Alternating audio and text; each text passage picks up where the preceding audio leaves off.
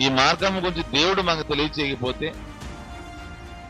ఎవరును కూడా తెలియచేయరు. నీ చిన్నప్పటి నుంచి నీ తల్లిదండ్రులు ఈ దేవుని ఆరాధించిన వారు కాదు. వాళ్ళ తాతలకి వాళ్ళ ముత్తాతలకు లేదు ఆ భాగ్యము. అందుకే దేవుడి కృపాకాలంలో మన ఎడల తన కృప వెచ్చుగా ఉంచారు. తన కృపను బట్టి మనం ఆయన స్తుతిస్తే, ఆరాధిస్తే, ఘనపరిస్తే కృతజ్ఞత కలిగి జీవించినట్టే. చాలా మందికి